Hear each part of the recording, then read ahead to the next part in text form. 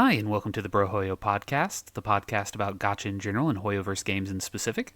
I'm your host, Steven, and this is my co host, David. Hey everyone. And this week, we're going to jump right into our new season and start with covering the events of Natlan Patch 5.0. So I'm going to just toss the ball right over to you, David. Let's go right into the plot, I guess. What was the plot of Natlan 5.0? I don't want to bore everybody with all the nitty-gritty details of everything, right? So we'll kind of touch on some of the high points with we say farewell, in Fontaine. We head over to Natlan, which introduces us to the Night Warden Wars and fighting with the Abyss. So I And really we're quickly in, want to jump in here because you say you go to Natlan, and well, when you went there, did you realize that you could just teleport there? I didn't actually. Okay, good. So I wasn't the only one who made that I mistake. didn't. I ran across the desert because I was unaware that you could Good. travel there. So yeah, we both made that mistake and wasted probably 7 minutes crossing the desert, I would guess. That sounds about right. Sounds about right. It was I very mean, soothing, but I will say it is nice. This is where Yelan is kind of nice having in my party, using her E, and the fact that she is C1, or well, now she's C2, but the C1 unlocks the ability to use her E twice, so I can sprint quickly without really using stamina per se. There, it's kind of nice. But yeah, the fact you could teleport there and I missed that, I did feel a little silly. But anyway, we get there, we're introduced to kind of the gimmicks of the region in terms of the creatures, the dinosaur types that were shown in the trailer that we talked about on our last episode last season when we were mhm. previewing.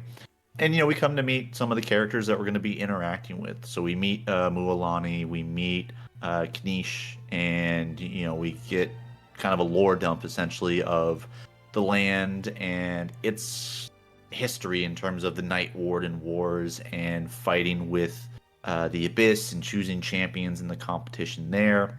Um, and I guess it was gearing up like we were gonna be maybe participating in helping out little Kachina, the free 4-star unit that we got. But of course, outsiders aren't allowed to fight, so we are only there as cheerleaders to root them on. And the friends fighting friends things. Because I guess the team battle. I guess actually let me back up. So to the team battle actually kind of gives us a trial where we get to play specifically with Mualani and Kachina. And Steve, did you have any initial impressions or thoughts of that particular part of the story? Because obviously we get the trials and Mhm. we can play the try and then new characters in the trial that are on the banner. But this was an actual gameplay, driving the story forward that forced you to play those two characters. Not you could have your party and then they were the fifth character, but it was literally just the two of them. So I mean, I do definitely have some thoughts on that. I think it's not a new thing that Genshin has done. They've dropped us in with characters, just limited parties of just characters occasionally. Um, I do have to say that I think part of the reason why they did that is it feels like a lot of Natlan characters are going to be focused around their movement abilities and the way that they mimic the dinosaurs. Um, I'm not 100% on that, but based off of kind of what I'm seeing and the way the characters play, I think the selling point is going to be more on the exploration side of the character abilities, which you need to be able to let people run around more. The character trials also kind of reflect that, where they're more focused on moving between groups of enemies than they are on, okay, we're going to drop you in the Abyss arena and have you just fight. Uh, the other kind of thought I had is it was a little bit mean to stick Kachina right next to a 5-star character that basically carried her through those fights. Yeah, it wasn't very much of a team trial when you Yeah, actually were playing it. It was Mualani 99% of the time, and I switched to Kachina just to see what she did, yeah. which Um, felt very clunky, by the way, like a rock, which isn't so far off from her geotype, right? See, I actually like Kachina. I found that she was a fun character once I understood how she plays and like what it is that her kit does.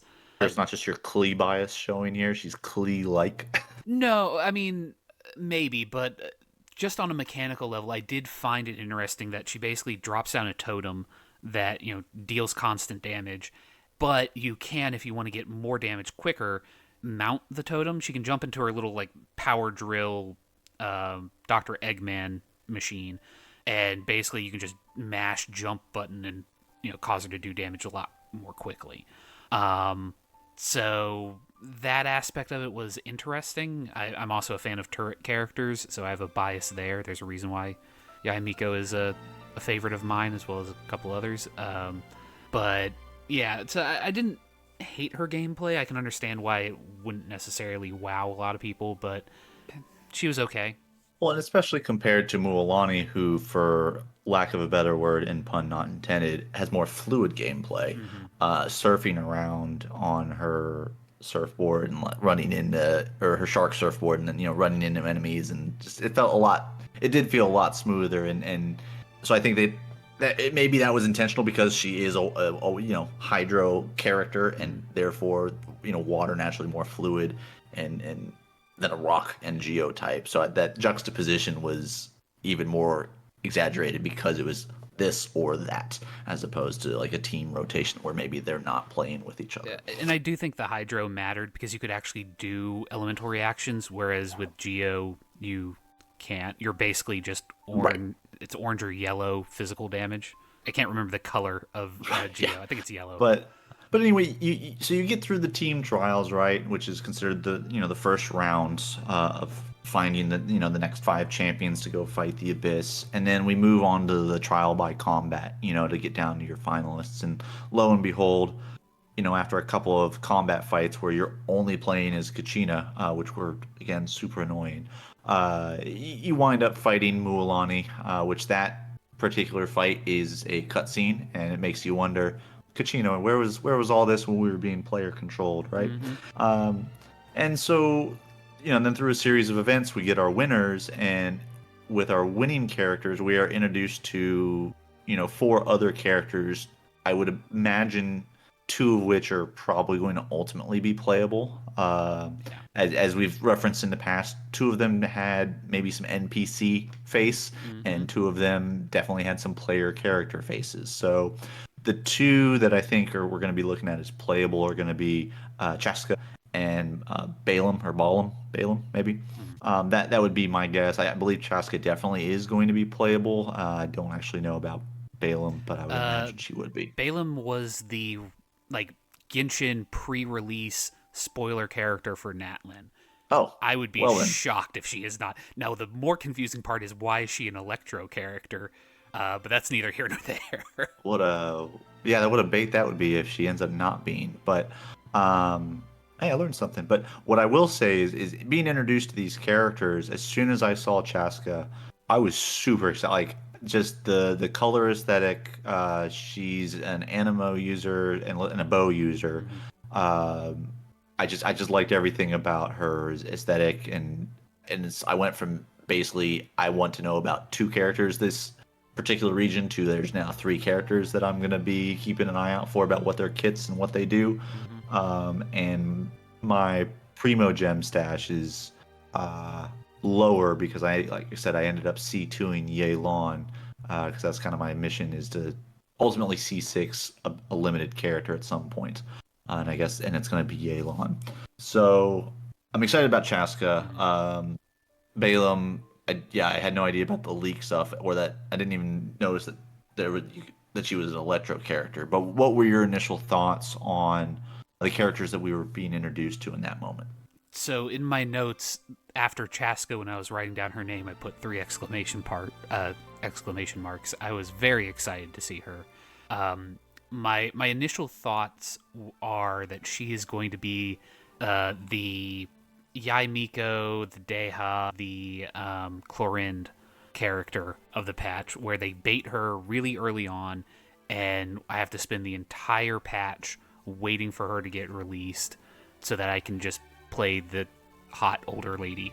I don't know if that's going to be the case, but that has been the trend that it feels So, like I've been having to deal with. so you're saying them in terms of timeline, not necessarily in terms of skill set or Yeah. meta or lack. thereof meta in Yeah, Deja's case. Sorry, Deja fans.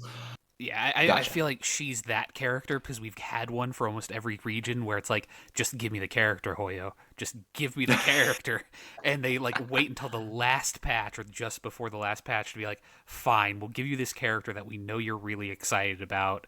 And that because we've spent all of our development time on the next region is half baked and might or might not be decent, depending. Like it's currently 66-33 on that particular one. Um, so we will see. Yeah, that would. Yeah, I didn't realize they'd done that, but now that you got me thinking about it, yeah, that is accurate. Yeah, every kind of new region, there's been that tease, as it were, Yeah. um, on the character. Well, I honestly, for budgeting out my primo gems, it'll give me time to earn up, especially if I'm going to be pulling for Mavica when she comes out, Mhm. and then potentially the Geo character as well. Once I learn more about what she does, and her support, or if she's a DPS type.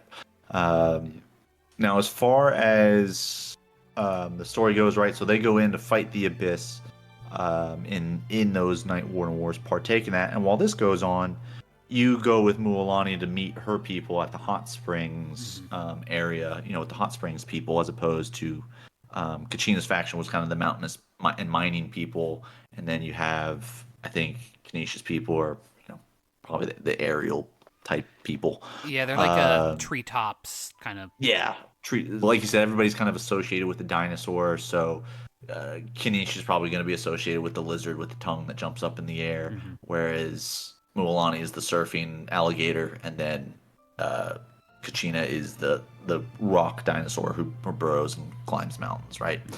So we go to meet Mualani's people, and as soon as I saw that this was famous for its hot springs when they teased this in the trailer, I was like, well, I think we're gonna get a like either part of the side story, or and they just ended up doing it the main story where it's a beach episode Mhm. equivalent, right? You get characters in bathing suits, and it's like, well, here's an opportunity for alternative skins because they show Lumine or Aether if you're playing male um, traveler, in bathing suits. Mhm. So I'm surprised they haven't capitalized on that and made it a sellable thing or a collectible thing. But I kind of chuckled at that because I knew you knew it was coming as soon as it said hot springs. Like it's gonna be there. Yeah. Now in meeting Mualani's people and stuff and playing a little bit with Mulan, I will say I really did love the idea with surfing on the travel ways that you Mhm. have, because you have all these different tasks going on with the launch event where you were taking pictures of creatures, which that's whatever, but then the different challenges where you would, if you didn't have the characters associated with that type of movement, you would turn into that particular dinosaur. And the ones with surfing, I did actually really enjoy those kind of those obstacle courses, um, as opposed to the sticky tongues jumping around lizard ones or the burrowing ones. Not as much on those. Yeah. I don't know. All three of them were okay. I got a bit grumbly at them because it felt like they were hiding a lot of potential content around having specific characters.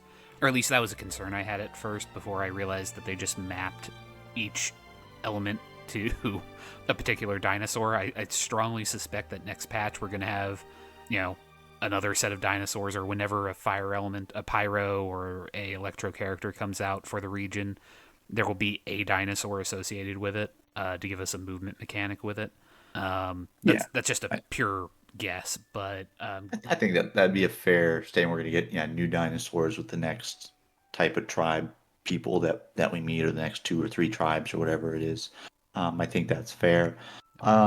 Now, with all this going on as well, and when we ultimately finish the quote unquote filler story arc out with Mualani's people, we go back to see we get news or word of the results of the five that were fighting the Abyss soldiers, and we learn that Kachina quote unquote dies. But as they've explained to this point, that as long as the group is successful, there's a resurrection process that'll be able to occur. So she'll be saved. So we're not too worried about her actual death. And then of course lo and behold, we go to do the resurrection ceremony, and she's not revived, and thus we have to go rescue her in the abyss. Now, I do want to kind of get your thoughts on the introduction to the Fire Archon that we received, Steve, as far as like, yes, essentially, what were your Yeah. initial thoughts when she first came on screen? So as we go through, I'm going to comment on what I think of her. But my initial reaction is that she just kind of didn't have a personality.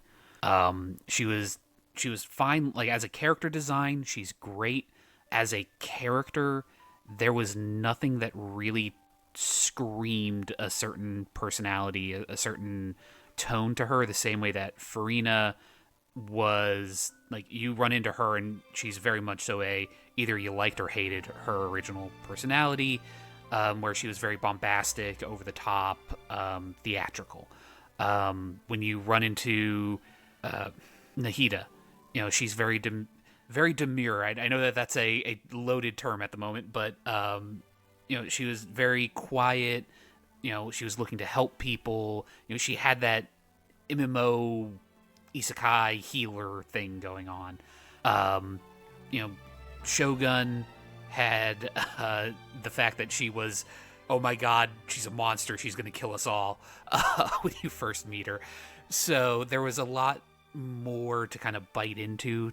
They led you into the character a lot better than I think that Mavu, I believe is how you pronounce the name, Malvika. Yeah, I'm gonna go with Malvika. That old, yeah. Yeah. That she was just sort of generically capable. Like she showed up, she did her thing, and there wasn't anything. She wasn't riding in on a motorcycle like a battle maniac and going like, "Yeah, this is great." She wasn't an ice queen kind of standing there and ruling over her people. She was just sort of doing this thing, and then when it didn't work, her entire response is like, "Well, that didn't work. Okay, time for me to get my capable people together and do this capable job." It felt very Ganyu, very generic, I guess. Like there just wasn't anything for me to bite into at that point. Okay. I mean, I felt I when she was introduced, I felt that she kind of came across as like this just very strong and powerful warrior of legend type, and that type of leader, yeah, maybe doesn't have the personality of Farina, in terms of you just, the emotional theatrical stuff, because stern warriors, are typically written to not have too many emotions. They're just a very strong, powerful warrior, and that's kind of it. Now, as the story progresses, obviously we learn more about her backstory, and of course the Fatui make an appearance, as they are prone to do, and the first kind of like big moment for me with Malvika was her with El Capitan, which was an absolute fantastic cutscene. I agree, but just for our listeners who might not have played the story, the amount of time between when you first meet her in the fight with El Capitan is maybe Yes. 30 minutes, an hour. Yeah, there's a bit of story that happens Yeah. between then and now. Yeah, I No, kind no, of fast forward you're to good. that point as being her first like big moment to me. You get maybe some layers peeled back when she goes to do the resurrection ceremony for Hmm. Kachina, and then the resurrection doesn't work. And you get some of the layers peeled back because you get summoned by her into her chambers to discuss things in private, right? Not in front of a whole Yeah. arena of people. It, And then we do ultimately get her backstory a little bit. yeah, and I guess more what I was going for is there is that gap of time, and then when she fights, Capitan, she it feels like her personality does a switch, or at least to me it did, because she went from again a very kind of stoic, no nonsense, business like, to be honest, the type of personality you want from a leader, where they're not over the top, they are in charge, competent, so on and so forth. But then she goes to fight Capitan, and all of a sudden she's a battle maniac, and she's just loving the fight, and she's in there, and she's not laughing her head off, but she's very like she goes into that bruiser kind of mode, and it just felt like a character change. So it really kind of left me going like, I don't know sort of where this character change came from, because she went from being stoic badass to kind of loving the fight, really digging it, etc., etc. And I don't know. Like I said, I think it could just be that I'm not seeing the threads, or because of the way the character has been introduced, I had the wrong impression of her. But over the course of the story, I kind of feel like Mavuika just kind of, she bounces around. Like they didn't quite beat in on her character until near the end of the plot of this patch, where she kind of See, becomes more consistent. I would say I kind of have a different interpretation because it's the duality of being a human Archon who's the leader, right? It's you have to be stoic, you have to be this strong leader for your nation, and you kind of put some of that human nature aside, and then she unleashes a little bit of that in the combat. So I don't see it wasn't jarring to me. It was just it showed the duality of it and how she has to be one way in public for the appearance, and then in private when she's not in, then she can kind of lean more into who she actually is. And it's not necessarily to the same extent as like what Farina had to do in Fontaine, but I would kind of make that analogy. It's similar to that because Farina was the same in that Farina herself is not a god. She was just kind of placed there, right? Just as Mavica is not a god. She is a human that, as we learn more about her history, what she went through. But she's an old human. But yeah, again, something we'll get onto later in the story. But I don't know, and I don't want to continue to that's beat my this. takeaway. Yeah, I don't want to continue to beat this particular drum. Sure. Just So it ultimately comes down to we need to go into the abyss as a group because we got to rescue Kachina, and Mualani's gonna go. Chaska's gonna come with us, and we also learn in this that Chaska was apparently like, raised the old book, right, where the boy was raised by wolves. Well, she was raised by the dinos. She was raised by the dinosaur types, and then was adopted into her family, and her not blood related sister, but her adopted sister, who I guess looks like she could be a playable character. Like that's more than an NPC face, but I don't know if she's actually going to be playable. no. I 100% have her. I was going to say pegged, but I have her set as she is not playable. That is not a 4-star or 5-star character model. Like she's gussied up. Like she has a unique set of clothing and so forth. But there's no way that she's rigged for combat. That face is way too plain. See, we'll see how that plays. You may very well be right, but she was the sisterly interactions between the two of them when they're fighting or bickering because she doesn't want her to go into the abyss because it's too dangerous, and she's like, I gotta go into the abyss. Like that type of stuff felt pretty well captured, the sisterly bond there growing up with each other. So did enjoy that one.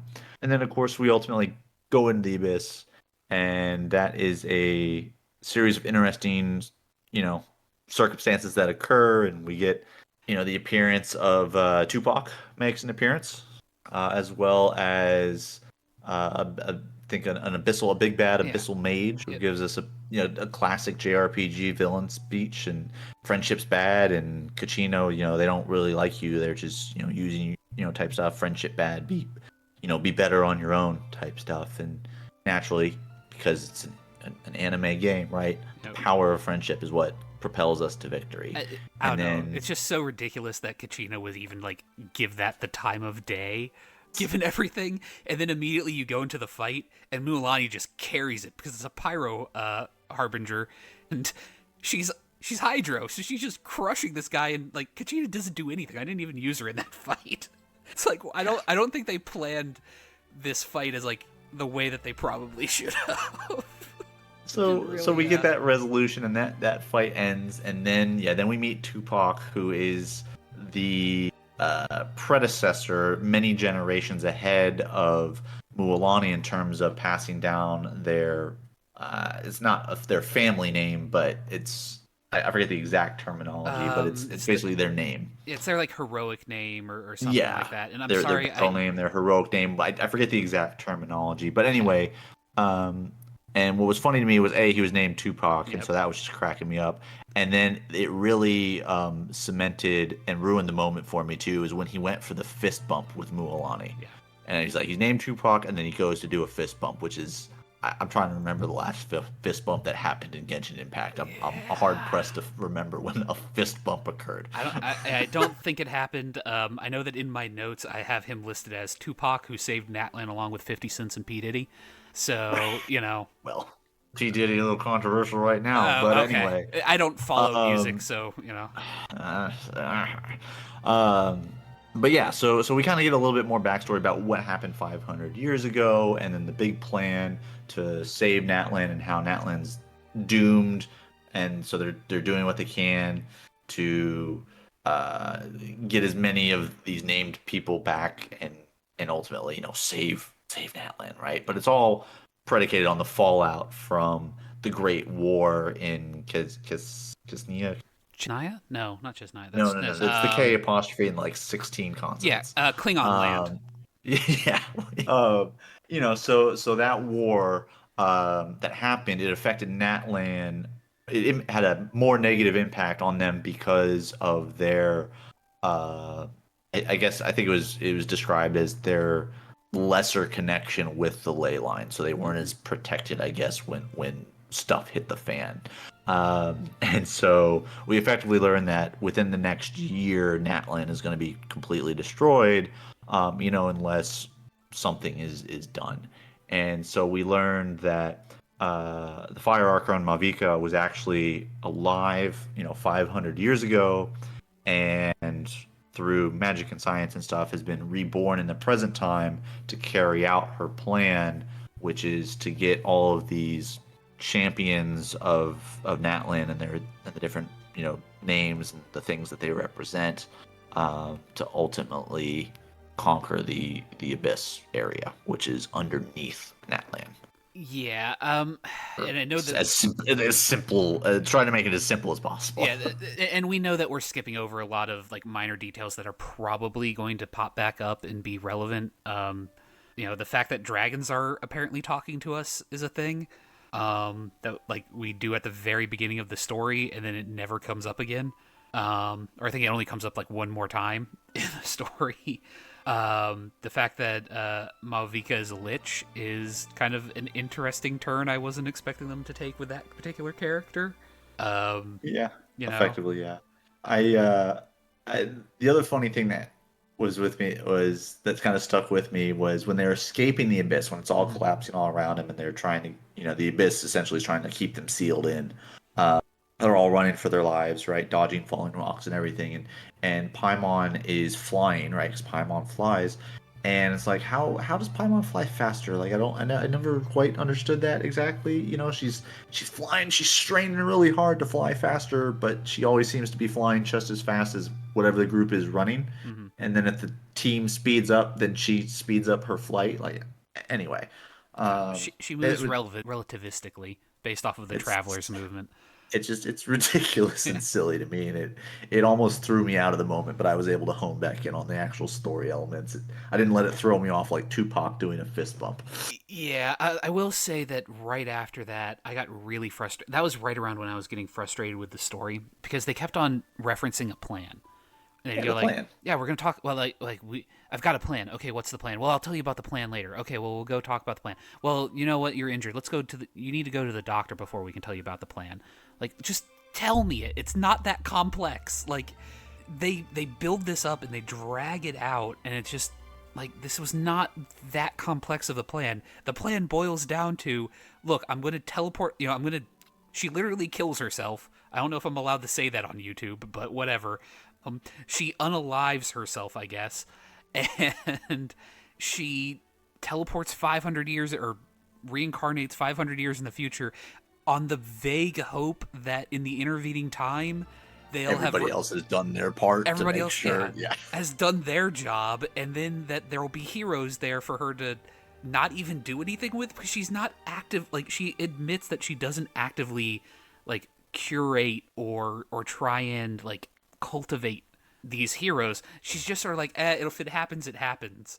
Well, Like, remember, she wasn't supposed to be awoken until all of these champions had their own powers awakened.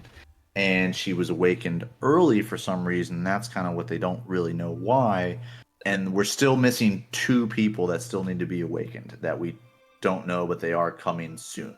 yeah, and I guess I missed that detail, but it was one where they just spent so much time going like, oh, we've got to keep this plan super secret, and then the entire plan is, we'll wing it.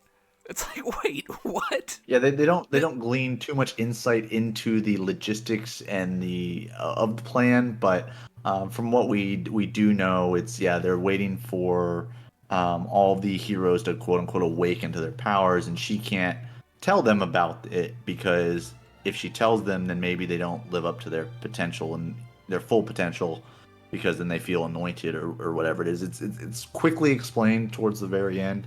So yeah, if you were feeling a certain sort of way about the story, it may have been something that was missed. But that is effectively why she can't tell us or tell the two people that they are the chosen ones, effectively, because they need to find their power on their own so they can fully develop and be ready. But also this way we can draw out for multiple more patches who those characters are going to be, I right? mean, look, that's the thing. Is it's the showing of the hand. It's similar to the Natlan's going to be destroyed in a year, or roughly 3 patches, because the story finishes in 3 patches. So Right. It's yeah, gonna be that classic DBZ episode where the planet's gonna be destroyed in 30 minutes, and then in 4 episodes later, we're still powering up type yeah. stuff. And well, it's been an hour of episode times, and we're still 18 minutes from destruction. So riddle me that, Batman. Um, but I would say overall, the story was good. We had some good breaks here and there, and some nice little touching like backstory for a lot of the different characters that we're gonna I'm sure interact with more and more as the story progresses. The region itself, to me, um, I like open, vast spaces. I did enjoy that, and the fact that when you do have areas of traversal, you have the dinosaurs that you can turn in to help Mhm.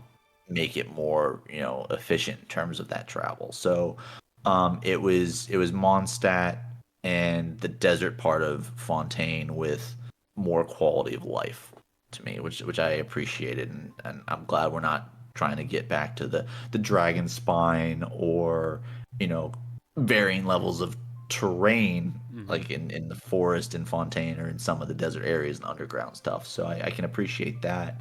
And then as far as like I said, characters that we were introduced to, I really liked Chaska, both personality wise because she's just very logical and like there was a moment in the story where people were deciding on what to do and they were wagering like with the emotional effects of it and this that and the other and she's like nope, this is logically what we have to do, boom, and then just does it.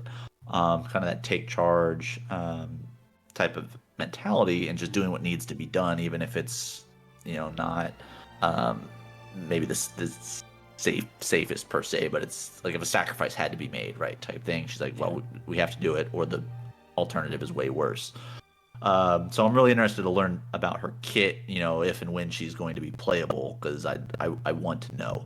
Um, and then Malvika, like I said, I was fascinated with her or Genshin Himiko, because that essentially is what she looked like, except for in a leather bodysuit as opposed to toga.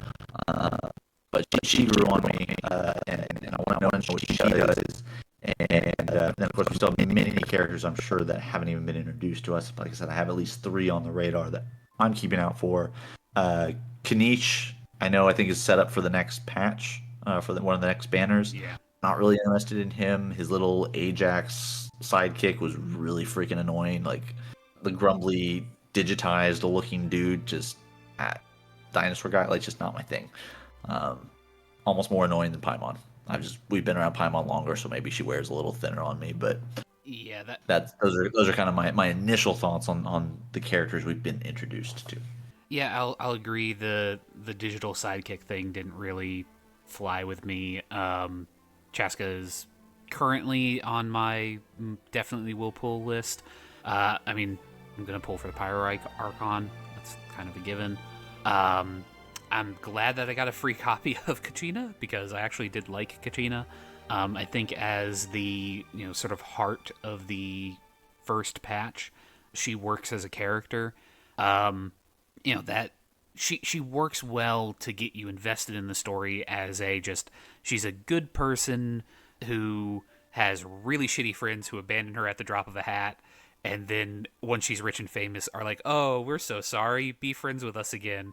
She shouldn't. Her chief was 100% right when he was giving the rest of the team shit and telling them that they were all jerks and bastards. Like, good on that chief. He was a good guy, reminding them that they fucked up. But regardless, I did like Kachina. I think that she worked as a character and as a for what she was there to do in the story. Belong is one that's kind of interesting because she's definitely not the character I expected that she would be based off of the pre-release, as in pre 1.0 release of her like info. Like she appeared to be much more of a like fiery, combat-y character, and she's instead much more calm. And at least based off of one cutscene in the Abyss, she appears to be an Electro character for some reason. She uses like electricity at one point. Maybe Hoyoverse was listening to our things we would change, and they're going to add dual element characters like you had wished for. I mean, our percentage of hit rate on that has been pretty good, and maybe we're just going to be able to add one more to the list. Who knows? Maybe grumblings could be. Regardless, yeah, I liked it. I think it did a good job as an intro. I just feel like some of the writing was kind of showing its hand a little bit too much of the constraints of the story. Again, stuff like the plan, where they kept on referencing the plan. They spent like an hour talking about it when just telling us would have taken like 5 minutes instead of being coy about it. But we'll see. There also is some apparently shadow characters. Capitan is going to do something with One of the harbingers, yeah. The number one or number two harbinger, right? he's number one. He also is meeting a shadow person. Like there's somebody that we don't see. Oh yes, how we ended the story with Yeah. him talking to somebody who was question mark, question mark, question mark. Yeah.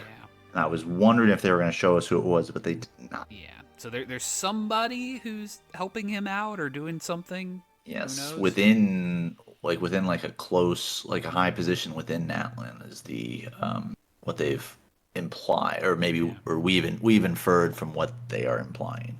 Now, another quick thing too I wanted to touch on was the quest leading up to Natlan. I actually didn't do it until Natlan was released, so this was the story where you go to a city in Smeru, and people are thinking they saw a guy and he's gone missing. Then you learn more about the Wheel of Fate, or the Loom of Fate, excuse me, and then you end up actually meeting your brother. But then the character, Lumine, the character, or Aether, the character, whoever you're playing as, the Traveler, forgets the conversation. But obviously, we, the player, don't, 'cause we witness it, right? Yeah. It's not how games work. They're not that immersive yet. Yeah.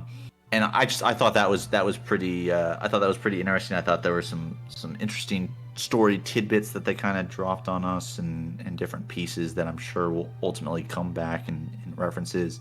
And then as soon as they revealed that, oh, Aether's like, by the way, you're not going to remember this conversation because of how things work. I was like, oh, brutal. She can't have this one win. Like, just let her have this one win, please. Anyway, I just want to throw that in real quick. I don't know if you had already completed that quest way back when it was actually, released 3 weeks or 4 weeks prior to this patch. Yeah. But I had not, so I did it basically in conjunction with Natlan. Yeah, I'd already completed it a little bit ago, in preparation, like pre-Natlan. So I had seen it. I don't know. Again, I think maybe that's part of the reason also that felt like another cop-out to me of like, oh, well, she just doesn't remember. It's like, yeah, but we, the players, are going to, and it just doesn't... Like, at least with the Sumeru where your character remembers, like, Lord Kisnagi, you as the player do as well, so it makes sense to a certain degree. Whereas with this one, it was just kind of like, okay, but... Like, it was nice that they got the conversation, but there also wasn't anything said in it that was so important that it warranted the character forgetting it. Like, there wasn't anything that would have broken a future story event if they had just let her remember, and it just been like, it sucks, we're not going to get to see each other, bye, Like I said, I wanted her to have a win, but anyway. But speaking of wins, let's move on to some events and winning some rewards there. So we have obviously some events in Genshin that are new this week. Obviously, we had the launch events, which was kind of like we talked about, the different challenges with the different dinosaur type skills, taking pictures of different wildlife inhabitants doing different things. And while that has come to a conclusion, we do have another new event going on there. And then in Honkai Star Rail, we also have a new event, and then we also have a new character with Fei Zhao to break down. So let's jump into that. Unless Steve, did you have any other closing thoughts for our Natlan? No, I think we're good to start our event review.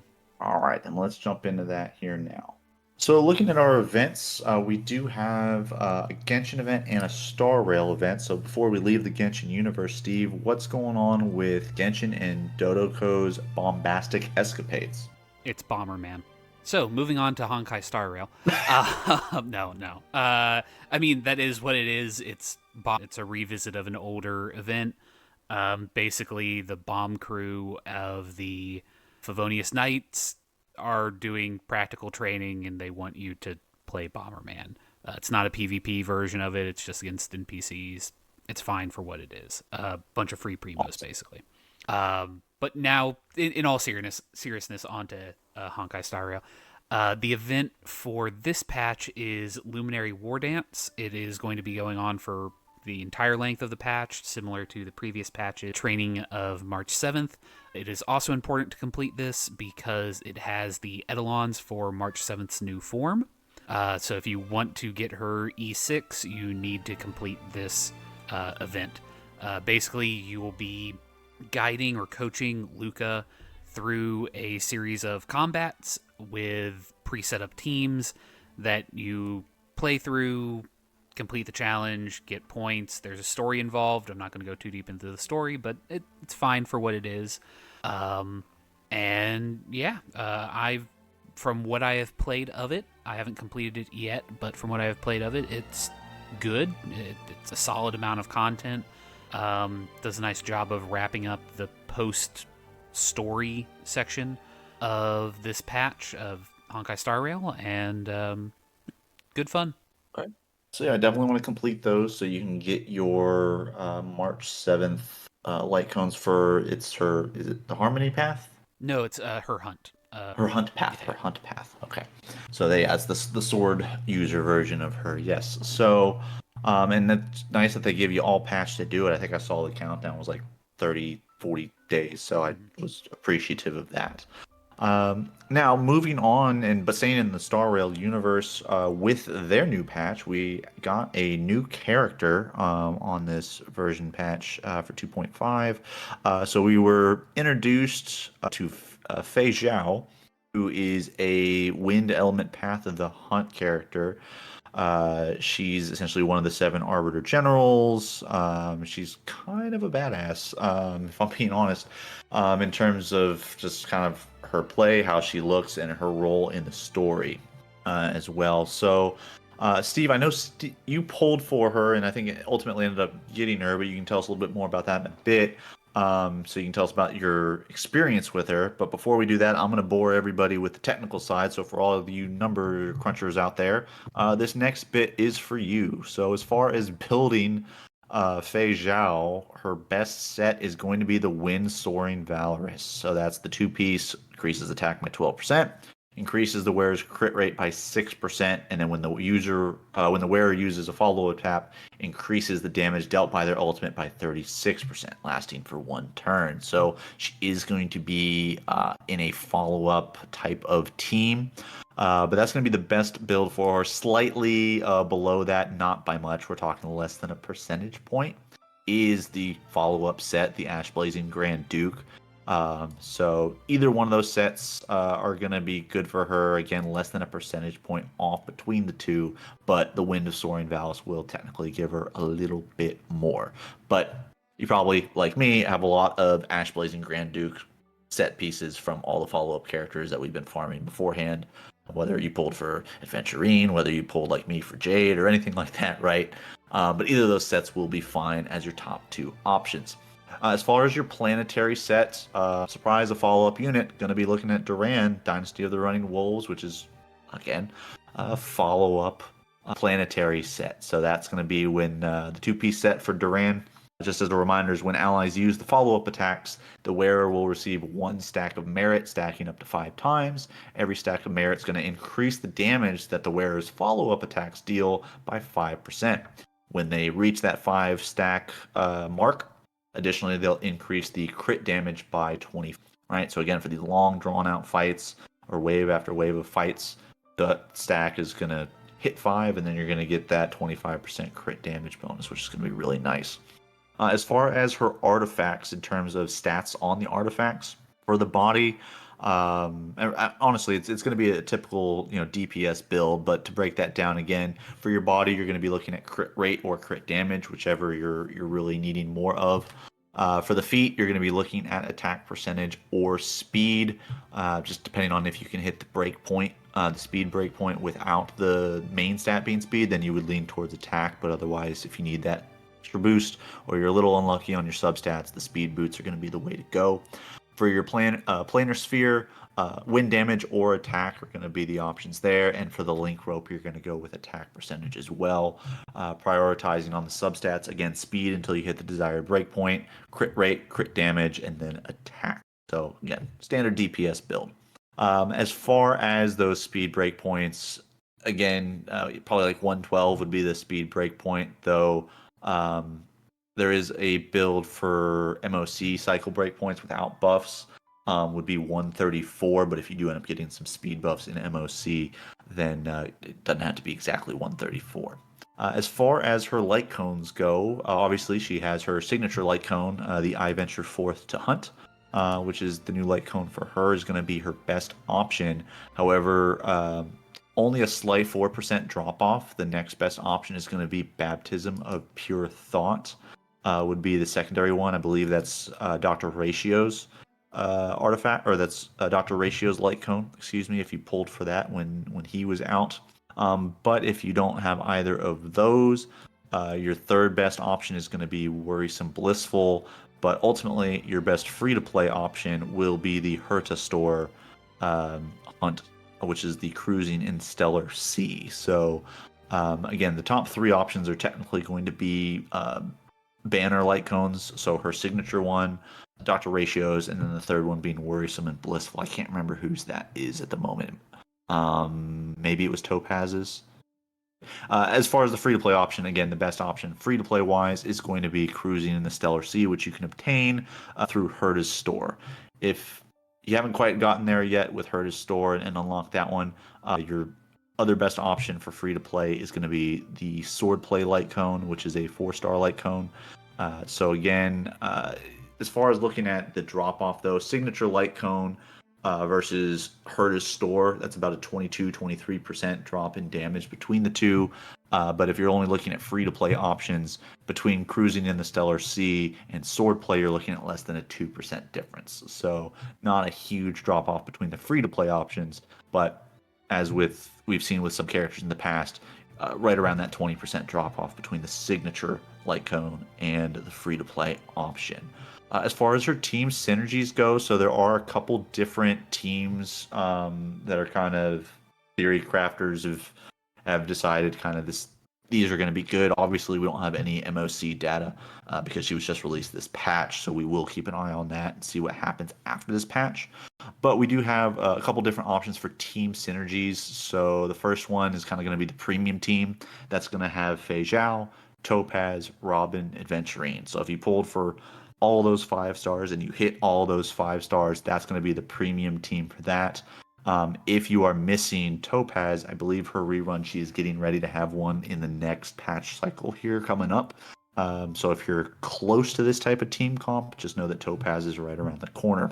Alternative teams would be Fei Zhao, Hunt, March 7th, or Mose, Robin, and Adventurine, or Gallagher. If you don't have Robin, if you're like me and you're Robin-less and you're pulling on Fei Zhao this banner and you can't hit the Robin rerun that's going on now, no non-Robin teams will be looking at Fei Zhao, Topaz, or March 7th Hunt version, Baronia or Sparkle, Adventurine, or Gallagher, right? And then the last kind of team that's being theorized would be with Fei Zhao, Topaz, Mose, or Hunt March 7th. 2 of those 3 effectively, and then Adventurine or Gallagher as kind of your sustained character. So that's kind of what we're looking at with her. Steve, what was your first, was it a nail biter for pulling, or were you kind of on your guarantee, so it was kind of you knew you had it in the bag? And then what's been your experience building her and playing with her a little bit? So I was on my guarantee, so I knew I was going to get her. I had enough pools. It was just a question of when she came home. She came home at soft pity, so it is Okay. what it is.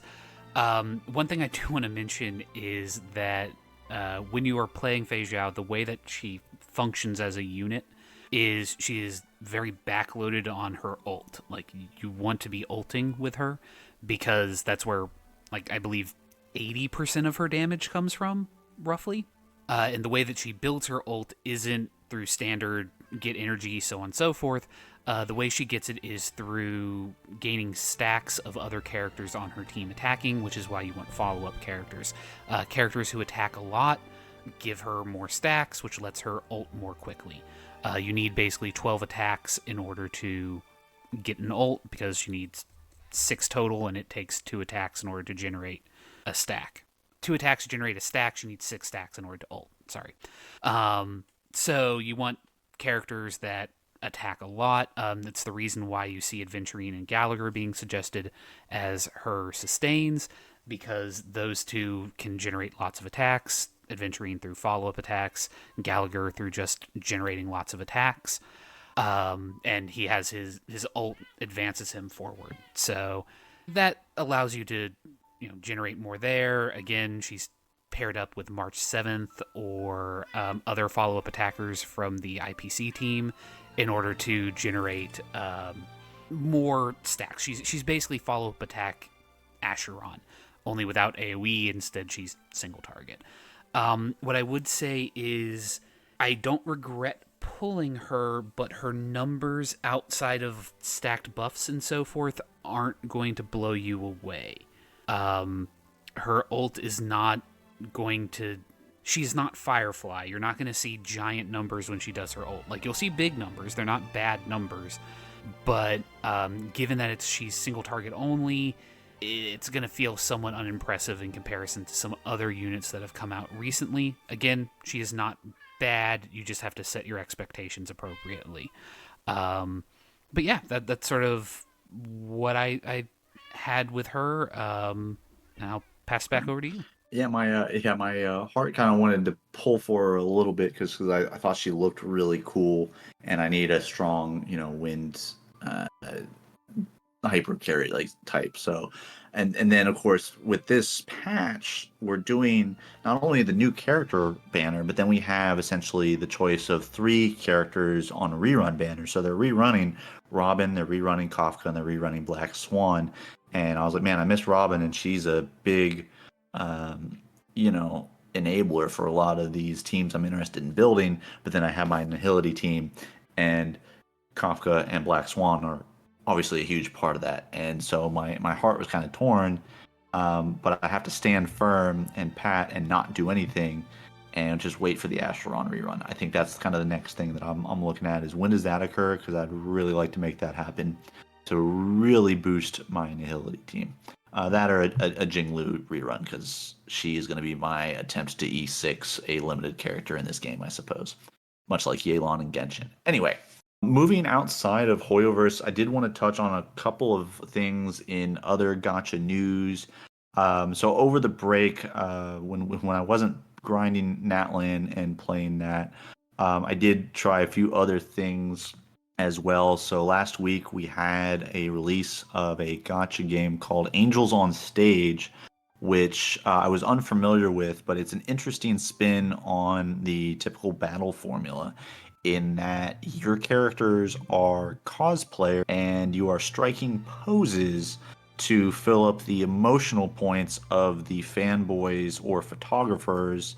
And when the health bar is, or when the emotional points, excuse me, are full, actually, instead of draining HP, you're filling up EP, emotional points. And when that fills up, your enemies essentially pass out from excitement. That's how I will interpret that. Any other way to interpret it, I will leave up to other people, but that's how I'm going to interpret it. And I will say, when the game came out, I think it's based off of an IP of maybe an anime, excuse me, or a manga, or a graphic novel. I'm not entirely sure. It definitely feels that way. I hadn't heard of it either way. And they do a good job with some animated cutscenes that like appear like as if they were an anime episode. There were re-rolling was really easy in the game, so I do give it credit for that, making re-rolling pretty simple. Because the first time you download it and play it, it makes you play through the tutorial, and then boom, you instantly get all of the pre-registration rewards. You get a free beginner banner 10 pull, and then you probably have enough on that first day to do about 30 or 40 pulls real quick. And you can get a 5-star character or an SSR character, excuse me, in that game right off the rip. And so re-rolling is simple, and when you do go to quote unquote delete your account and load back in, you can then skip the tutorial. So you don't even have to do the 10 minutes of the tutorial. It's just boom, straight to the pre-reg rewards, straight to the pulling. So I can appreciate that they did re-rolling the right way. A lot of loading screens though, so that's kind of one of the negatives on that. It's like everything felt like a loading screen was involved. The character management page, you can't just swipe to go between characters. You have to literally back out, go to the list of all your characters, and then go back into the next character that you want to work on. Now, the other thing with the game I noticed was it is similar to a few other gacha games out there that have an IP with a limited, like the Konosuba gacha game did this, and I think the Eminence of Shadow game did this as well. In that you'll have the same character, but there'll be different versions of them at different maybe rarity tiers, and there's just in this particular game it's them in a different cosplay outfit type thing. So depending on how you feel about that, that may pull you or push you away from wanting to try the game because oh, the game has like 50 characters. Well, it's really like 4 or 5 characters, but that's just them in different costumes at different rarities. So Okay, so it's similar to like Limbus Company in that sense, where they basically have a limited roster, but you switch out costumes. but the characters are actually different. So it's not like I'm leveling up character A and it's the Okay. same for costume A or costume B. It's character A has this costume and this skill set. Character B levels independently and is this skill set Can you have a type stuff. team of all one character just in different costumes? I believe so. I didn't Okay. test the theory, but I don't see why you couldn't. You have been able to in other games. So, um, but anyway, the big controversy with this game that was stirring upon launch was the VIP system. And the VIP system, some people were defending, saying that you can accrue VIP credits by playing the game and get weekly VIP points. And while it is true, it is at a snail's pace because they're going to encourage you, of course, to spend money, right? That's the draw of a lot of these gacha games. Is their job is to make money and entice you to do so in every way possible. And the things that they hid behind the VIP system, some of the quality of life stuff they hid at the outset. I think originally they hid 2 times speed behind hitting VIP level 1, which if you didn't pay any money was going to take you. Somebody mathed it out. It was like 2 or 3 weeks to get, which was absolutely nutty to me that they would hide that type of quality of life behind the VIP. Now they may have changed that since then because the backlash was so great, but I would probably say that's a little bit of a yellow flag that the initial intent was to do that. So I'll be interested to see how long this survives because again, the gameplay gimmick is cute and funny that it's a different spin with the cosplay and flashing poses, to make the fanboys pass out. Like that was extremely funny to me, and the animation when their emotional points fill is humorous. But there wasn't enough to keep me in it. Even through the honeymoon phase, there were good honeymoon rewards in terms of giving a lot of pulls out. But between the load times, the character management screen not being the friendliest to navigate, the VIP system stuff, ended up deleting that one after probably about 4 or 5 days. In other gacha news, games that we are playing and have been playing for a while, Brown Dust 2, they brought in a new character. Now, for fans of the IP that played Brave 9 or the original Brown Dust, Labia was one of the Octo characters, so like one of the strongest characters in the lore, and also in the game was a pretty strong character. Well, they brought her over into Brown Dust 2. So that patch or that banner just went live here this week, and it's going to run for like another 2 weeks, right, by the time this goes live. Now, the other thing Brown Dust 2 has done with this is they've introduced new game modes. So we have a roguelike tower mode, which was introduced a patch ago, but they've added some quality life to kind of speed that up because it did kind of drag it out, make it last a pretty long time. And they've also introduced quality life with PvP, whereas in the past we were doing 40 PvP fights that you could auto queue and like let it run in the background, but it was still, 40 fights, which was like maybe 15 minutes or so. They've now allowed you to kind of condense that you can basically make each fight worth 10 fights of the currency. So you basically only have to do the 4 fights to get 10 times the reward for each fight. So the same as 40 fights. As far as the rewards go, though I did notice that you won't get the ranking reward in that, let's say if I win a fight, I get plus 12 to my ranking. That will not exponentially increase based off of how many of the PvP currency you use. That will still increase as if you only did one fight. So if you are trying to climb rankings and hit, whatever tier for better seasonal rewards, you will still have to manually do each fight and auto queue it for the 40 times or however many you feel you want to do.